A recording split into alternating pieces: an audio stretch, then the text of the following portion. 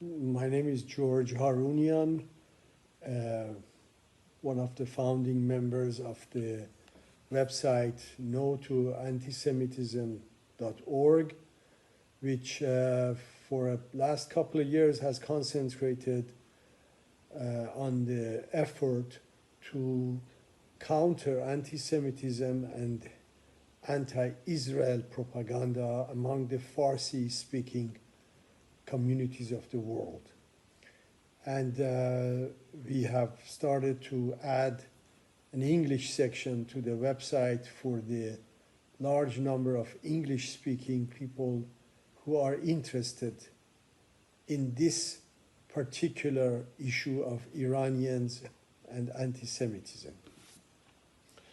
I recently had a trip to Israel from February 25th to March 7th of 2024, and it has become very clear that many people are interested to find out about the reasons behind this trip and what are the findings of this trip. So I'm providing this short and brief report to the English-speaking community who follows us.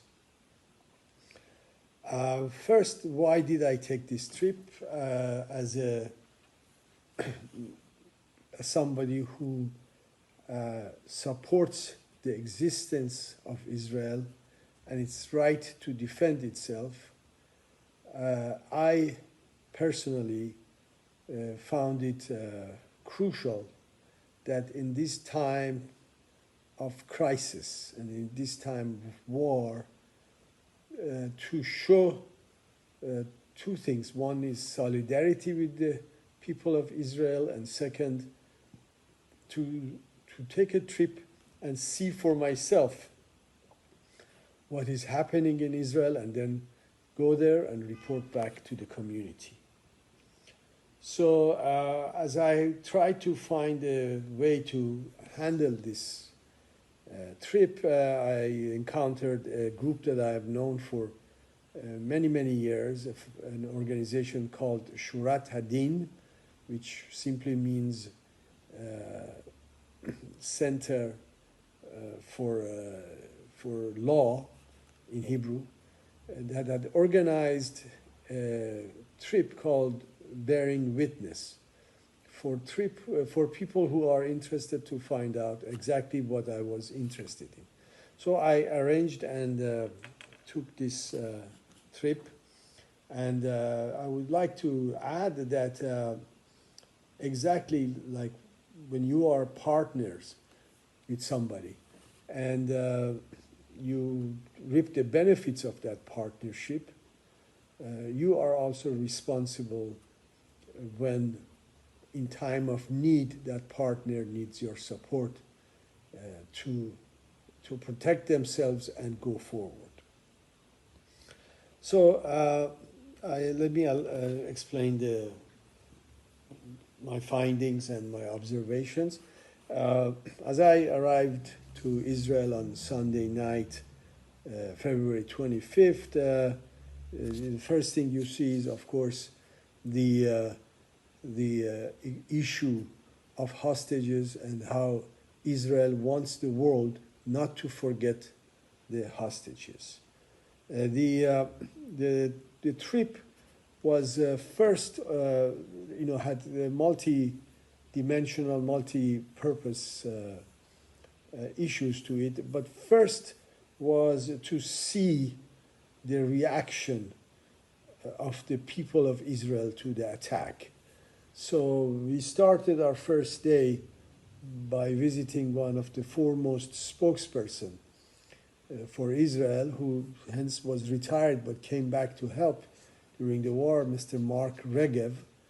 And he explained the issues of how the international mass media sort of twists the issues and the questions that sometimes the journalists pose are, they forego the facts and inject their own personal political views. So that was a very educational meeting. After that, the group went to the city of Sderot, which is about a mile or so from the Gaza Strip, and we saw firsthand when we arrived.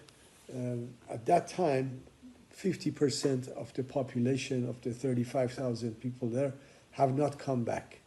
And as I know, in the past few days, more and more of the people have come to Sderot. We sat with the vice mayor of the city, who the mayor was out of country, and vice mayor happened to be a descendant of Iranian Jews. And we met the head of security at Sderot, explained to us the fighting and how they saved some people and lost some people.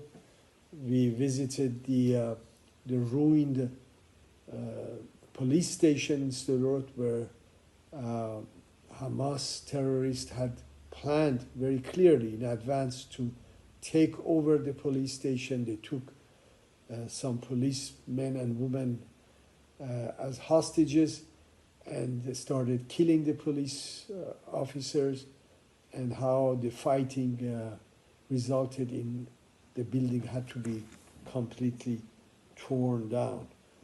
We visited with tank commanders and tank drivers who told us on the day of October 6th how they were woken up by their commander, and they were completely surprised. They didn't know what to do, and they told them, just get on your tank and go towards south.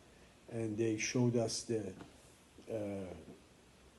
areas that they had to fight and take care of terrorists who had taken over some buildings in kibbutzes. We met with young 19, 20-year-old soldiers whose responsibility was to repair tanks and prepare them for combat. And right now I want to add a very big lesson that I think gets repeated and repeated for whoever goes to Israel and compares the young people of Israel to the young people in the United States or other countries. An 18, 19, 20-year-old kid has the responsibility of somebody who is 30, 40 years old. And they are mature, and they know that their job is very important. And I think those who are interested to know why Israel is what it is this issue of taking responsibility for your country, taking responsibility for what you do, which is injected from young age to the young people of Israel. The other objective of the trip was to see how this surprise attack was faced by various part of Israeli society. We had a very moving experience when we visited the Shura camp. This is a camp that the IDF has for receiving the killed Israeli soldiers.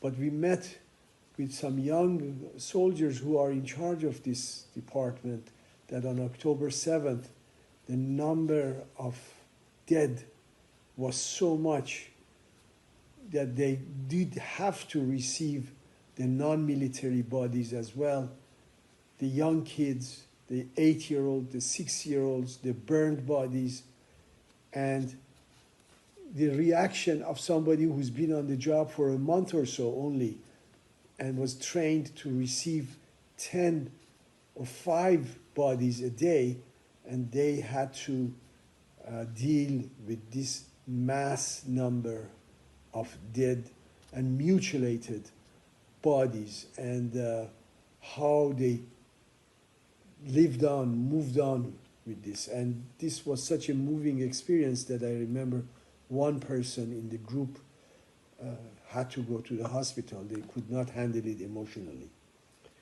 We visited Magen David Adom, which is like the blood bank of Israel, equivalent to the Red Cross in the United States and other places.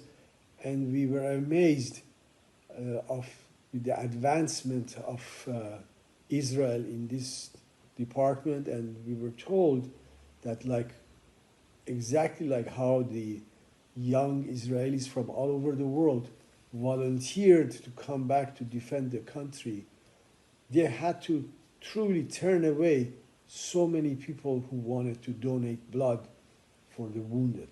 They had to turn people away, and they had to remind people, you cannot donate blood every 2 or 3 or 4 days.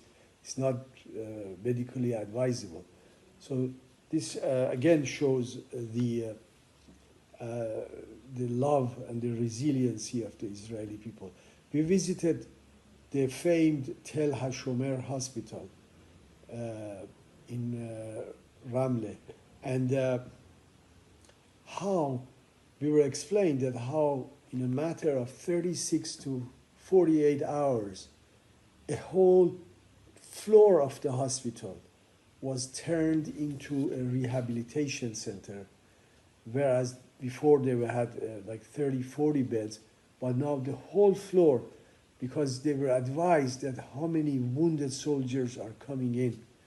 And I want to tell people watching this that on contrary to the hospitals in the United States, hospitals in Israel are such friendly and such open spaces.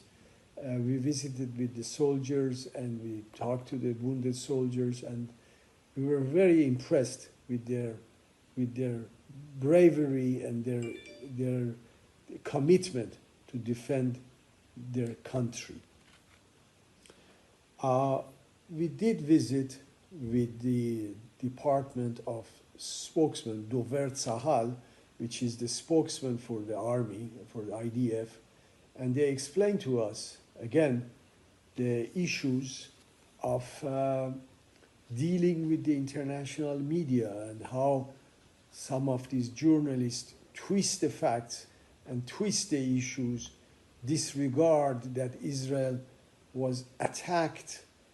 Israel was surprise attacks, massacre happened in Israel, and Israel has the right to defend itself, and they continue to question the issue of why, where clearly Israel army goes through a lot of steps to avoid the civilian casualties. They could have bombarded Gaza in 2 or 3 days and finished the job. But unfortunately, a lot of young IDF soldiers are killed because they have to go after an enemy which hides behind the civilians and in the tunnels and in hospitals and in schools. So this is a very big job. The war by itself is something, and the propaganda war is another thing. One of the most moving experiences was visiting in Tel Aviv what is called now the Hostage Square. Visiting, particularly, we sat down with Miss Lavi, the wife of Omri Miran, and Lishai Lavi, I'm sorry, and again, another example of resiliency of Israeli people. She explained how a group of them had to gather in one room and in the kibbutz, and how Hamas terrorists killed young people in front of them, in front of her 2 young kids, and how they took her husband, Omri, as hostage. As of this moment, he's still considered a hostage. And a moving statement that she made, she said that night when my 4-year-old went to bed and she woke up in the morning, she was not 4 anymore. she was 8 because she went to her 1-year-old little sister and hugged her and said, "From now on, I'm going to take care of you." This is a 4-year-old who saw how these murderers murdered others and took their father as hostage. She was such a strong person. We were amazed on her strength. As we continued on this trip, one of the most moving experiences that I witnessed was the volunteerism of Israeli people. We went to Be'eri, Kibbutz Be'eri, which is, we were not allowed to go and see inside, but it's a large farm there. And we saw volunteers come in, help take care of the trees, take oranges and fruits. And I was told that hundreds and thousands of volunteers every day drive from all over this small country to come in and help out because there's nobody else to take care of the agricultural products there. Another fantastic example of volunteerism of Israeli people was at Gilat Junction, a road which is very near Gaza. On October 8th, one day after surprise attack, 5 young Israelis decide that they have to feed the soldiers. So these 5 volunteers go to this junction where the 2 roads come together and they start preparing food for young soldiers to come and have a lunch, have a breakfast, something.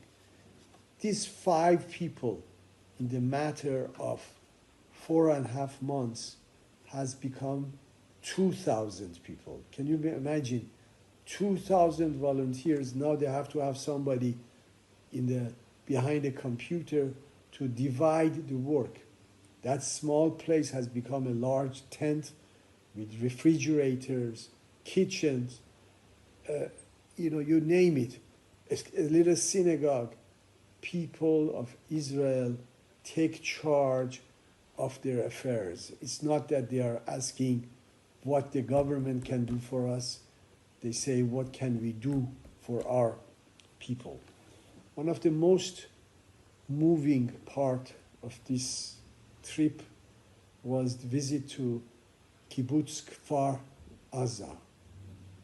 About the border of Gaza is about 30 meters from there. In other words, the back entrance to Kfar Aza is right next to the border with Gaza. This is one of the places that was completely devastated. They killed and they took over this kibbutz, believe it or not, for more than 2 days. This tells you how they had planned. They ruined the command centers of the Israeli army and all the communication system, and they killed, they murdered, they maimed. One of the homes in there was not touched. The parents of the young girl who used to live there, decided to have that home still open for people to come and see how they came in. Not only they murdered the 2 young couple that were living in that house, but how they ruined it, how their objective was not only killing, but humiliating and showing that they are there to punish the Jews, kill the Jews, and show that they are strong. And the reaction of the volunteer group Zaka, which I'm sure most people in the Jewish community are aware of, some are not. Zaka are the observant Jews who collect bodies to make sure that there is a proper burial for the dead person. And the how the head of Zaka in southern Israel explained to us, Mr. Yossi Landa, God bless him and keep him healthy. He explained to us what he saw, what he observed when he arrived to see how to help. And he started crying, and all of us started crying. After Kfar Aza, we went to Reim, the place where the music festival happened, where 240 young festival goers were murdered in cold blood. And we met someone who I'm very proud to have met, Mr. Rami Davidian, an Israeli born from Iranian Kurdish parents. He and his family, his cousins, his son-in-laws, are responsible for saving this, it is said, about 750 young kids from the hand of Arabs. And of the Arab terrorists, I'm sorry to say that. But this guy who didn't speak Farsi with me, he was, and I had to hug him and I had to love him, and I told him I'm Iranian, I'm like your parents. He took me aside and played for me a Moin song. And it shows you that, we still have the same roots. But forget about that part. The heroism of this man, he's a farmer. His farm is next to Reim. It's fantastic, and I saw that just a few days ago he was considered a Gibor Israel, a hero of Israel, at the Knesset and in the front of the Kotel HaMa'aravi, the Wailing Wall. The end of the trip, obviously, was in Jerusalem, and one of the most memorable meetings was with Mrs. Iris Haim, whose son was one of the 3 young Israelis, hostages, who were accidentally, by mistake, killed by IDF in Gaza. This strong, brave mother, I never met anybody like her. She said, I want to say a couple of things about her. One is that when this thing happened, whole country of Israel was in shock. As she said herself, people could not breathe. She was in shock also. She talked about her son extensively, what kind of a person he was. He wanted to be a musician. He played in a band, etc., etc. When the news people finally came to her to ask her about her reaction, she said something that made country of Israel breathe again.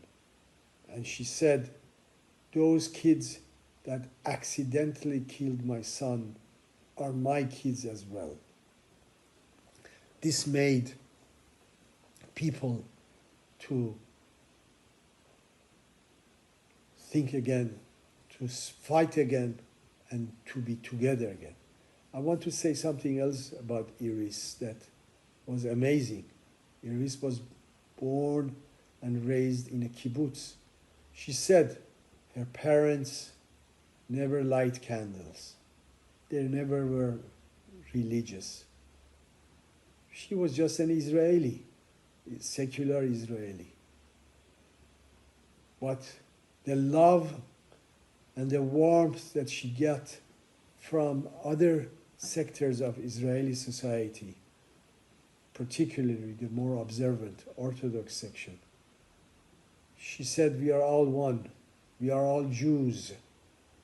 Our destiny is together. Now I light candles. Now I appreciate those who remember my son. And this, my friends who are watching this few minutes, was maybe the most moving part of the trip. The trip for me was bearing witness to what happened in Israel, a mini Holocaust, the largest mass murder of Jews after World War II. The difference is only that at that time Jews were not able to defend themselves. Now they are able to defend themselves.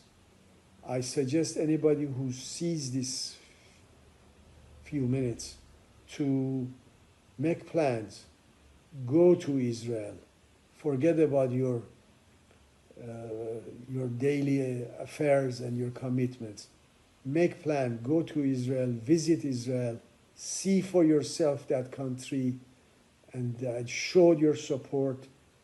And for those who are not Jewish and are just learning a few things from this short video, is that Jewish people and Israeli people will not go anywhere. That's the country, that is their country. They are not going to disappear, and they are on the right side. The war is not a war about land.